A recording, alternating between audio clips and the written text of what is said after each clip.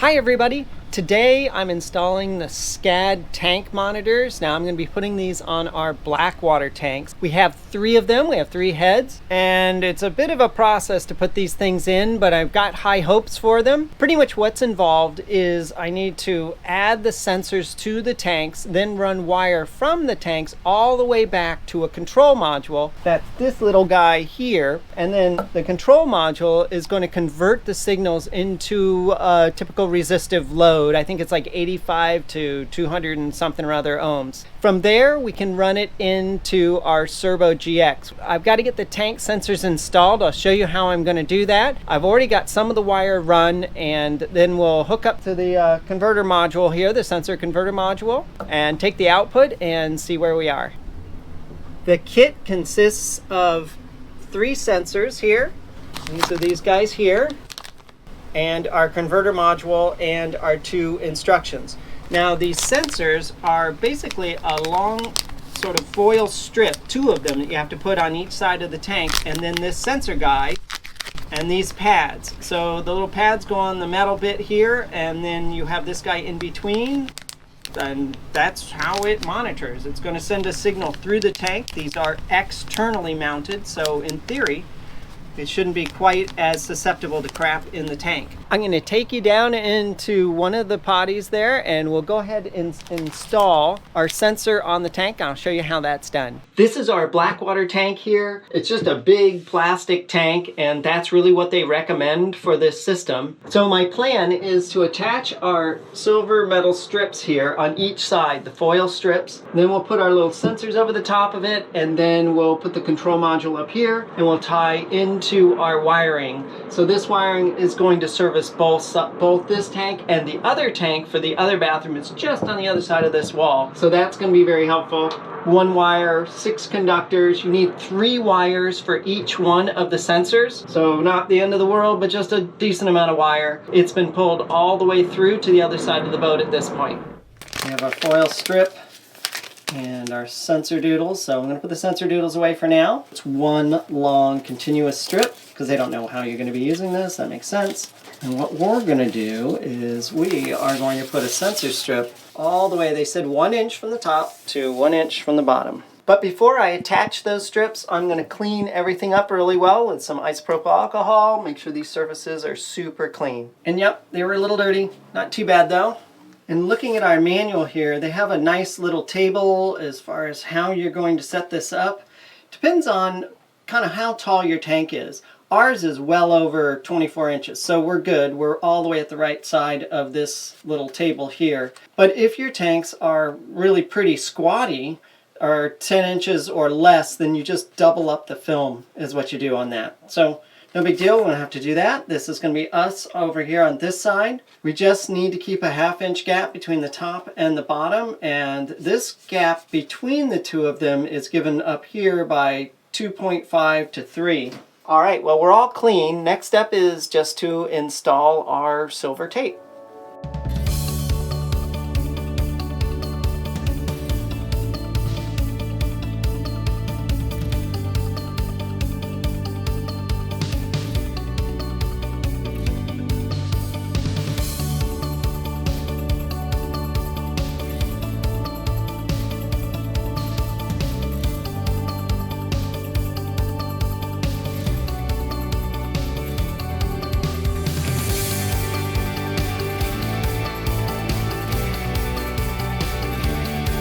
Alright, there's our 2 strips installed. They look nice.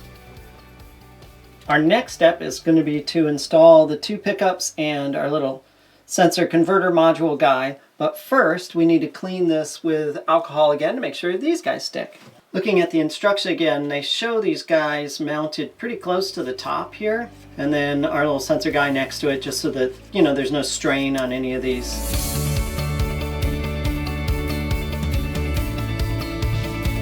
If you like this content, consider subscribing to our channel. If you want real-time updates and benefits, consider another level and become a patron. It really helps us out.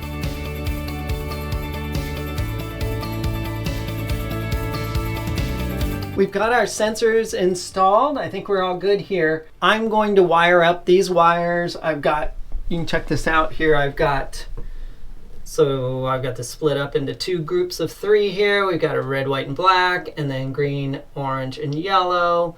So I'm just going to kind of map these across. These will be easy. The other ones I'll map across and make a note of them. And once again, the other sensor, the other tank here is just literally right back there. It's right on the other side in there, right around the corner. So that's going to make it really easy to go ahead and install the other sensor and then get this wire hooked up. Once I've got all that done, I'm going to then head to the nav station and install our little box that pulls all of this together and gives us our resistive outputs.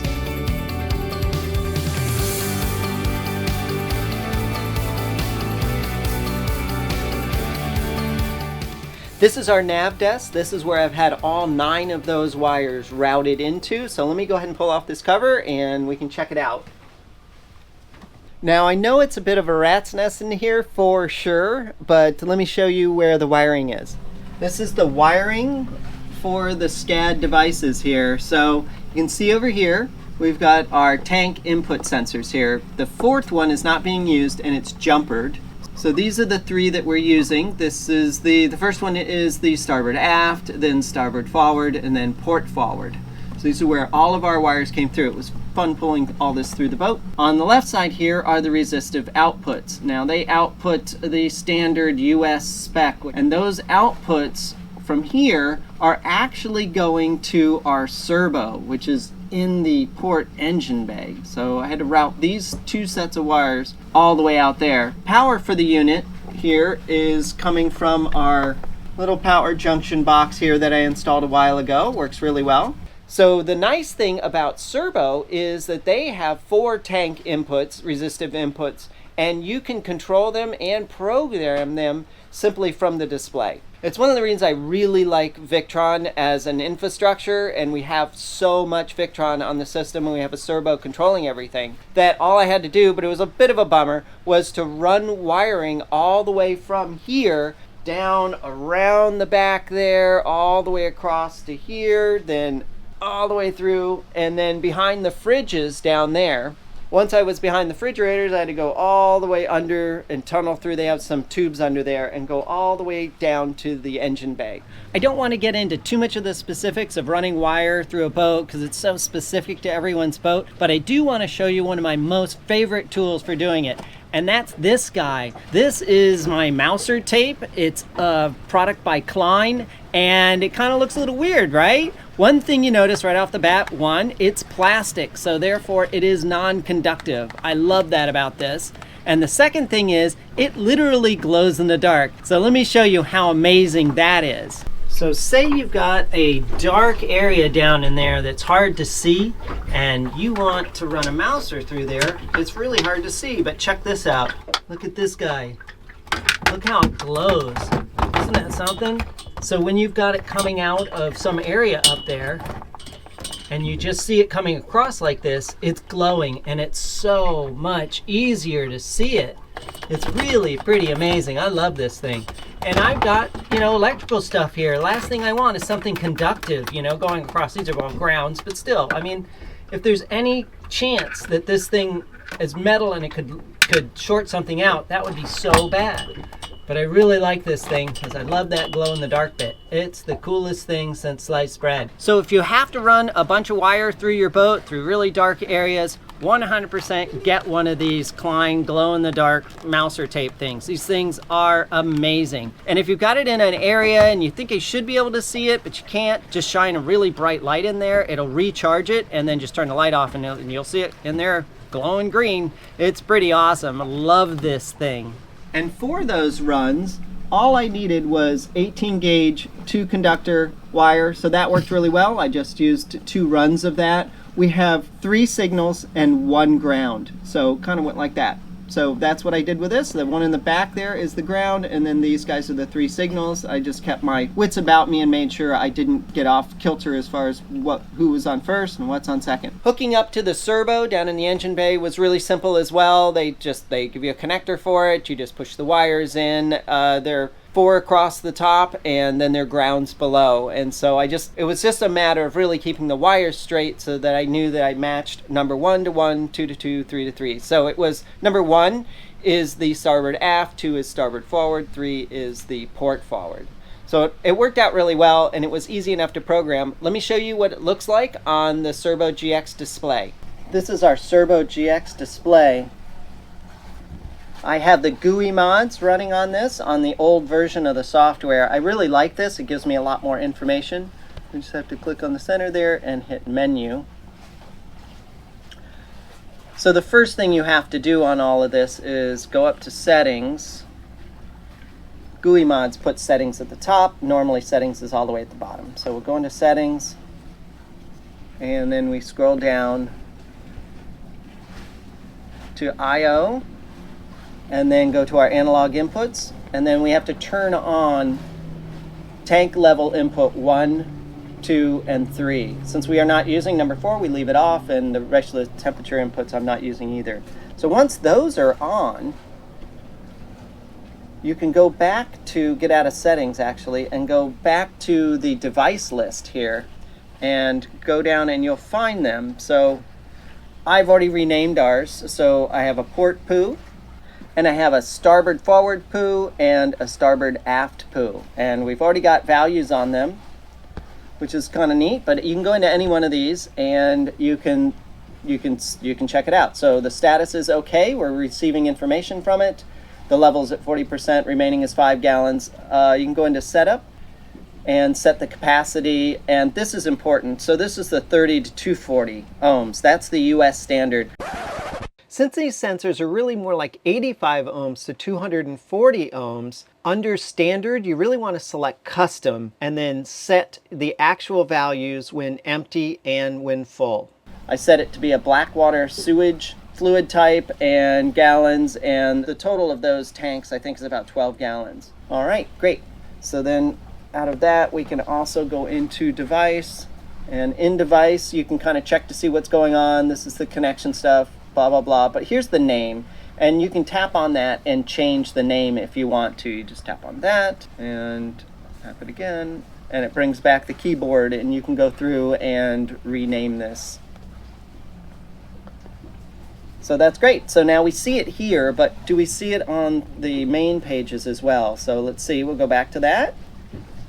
Okay, so if I go this way, twice actually, here are all the tank levels. So we have fuel tanks. So we just filled up with gas, so we're totally full on our fuel tanks. Our water's about half or so, down a little bit, 44%, and tells us what we've got left over, 81 gallons out of 185. And then over here we've got our 3 poo tanks. So this is pretty sweet. We got port poo, which is completely empty at this point, and this is the starboard forward and starboard aft. Now you may be wondering, how do these tanks know what full is and empty is? The system has to sort of calibrate itself, and it will self-calibrate. Do you remember how I showed you that number 4 isn't being used and there's a wire across it jumpering it? That's what you would use to sort of reset the whole system. So if they ever get out of whack, you could always just jumper those 2 across and it will reset. And then it goes into this auto calibration. So yesterday we got a full pump out after I got this thing installed, which was actually pretty sweet. So it was running during that time and we got a full pump out. So it knows where the 0 is for the tanks, and all 3 of them registered as 0. And now that we've been using them a little bit, they're filling up. But I don't think it knows exactly where the top of the tank is just yet. And once it gets to the top, and the only way to really know is it goes out the vent, which is a bummer and kind of overflows a little bit. That's the only way you really know the tank is full. It will see that as a max value, or at least an endpoint value. You can actually see the resistance value in your setup as well on the Cerbo, so that's pretty sweet. Oh, and if there was a problem with, oh, it seems to always get to the top, 98, 95%, and it's always overflowing, you can then adjust the top and bottom resistance levels inside the Cerbo GX. That will make it really easy to sort of calibrate this thing after the SCAD device does its complete calibration of the system as well.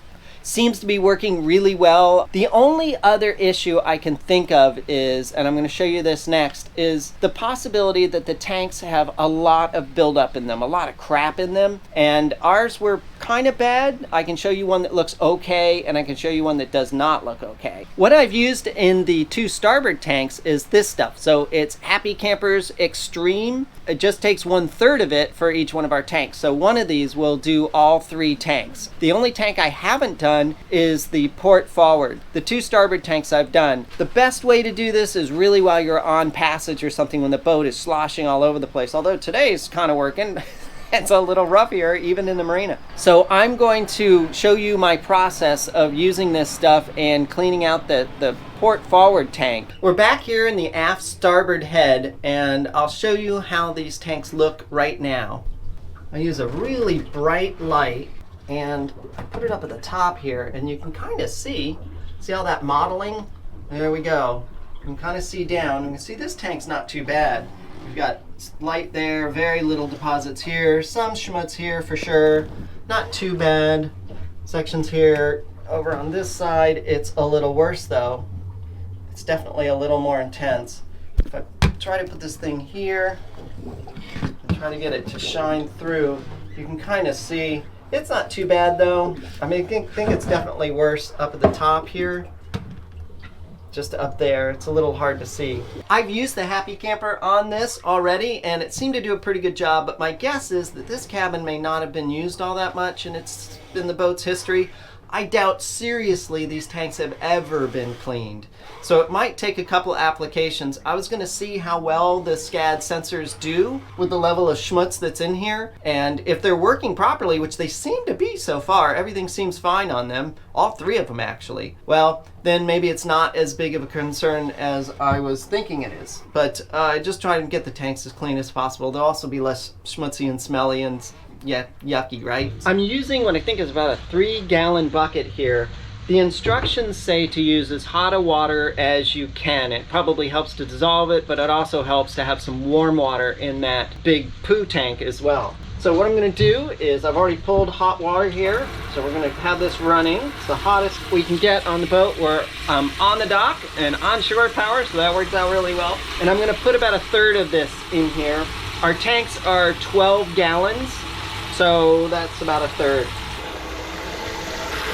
Yeah, that's about right. All right, I think that's probably enough.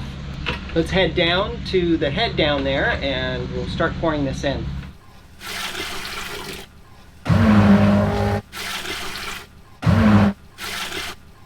Now at this point, we still need to fill the tank up all the way because if it just goes part way up with what's in there right now, it will just do obviously up to that level. So we got to fill it all the way up, which is going to dilute it a little bit, which is kind of a bummer, but we're going to let it sit in here for quite a while. The problem is because the tank's kind of dirty, it's hard for me to tell if it's actually full. So I'm going to have to kind of watch it carefully and make sure that it isn't going to overflow. Oh, it's up there a little ways. It's right about here-ish. I can tell from the heat. So we just need to add a few more flushes. Well, that's pretty much it for the install of the SCAD system. I think this system's going to work. It's already reading some stuff. Let's see. You know what? We can check that out. Let's go see what this tank level looks like. So this is the port forward poos. Let's go check that out. Oh, looks like we have a muffin up here. Sitting up here. This is his favorite place to hang out. All right, so let's look. Okay, well look at this. So we've got our port poo and it says we're at 75%, and I would say we're pretty close to that. That might be a little bit high, but it's great that that is actually receiving and doing its thing. So remember before it said 0, so there we go. Well, at any rate, that's the installation of the SCAD water sensors and used on the poo tanks, on the black water tanks. Let me know what you think. Any questions or comments, go ahead and leave them down below and I'll get right to them. I hope you enjoyed the episode. We do lots of these sort of how-tos and upgradey videos and things on our catamaran. So, all right, well, thanks again for watching. As is always, a very special thank you to our Patreon supporters. Until next time, safe travels. Bye.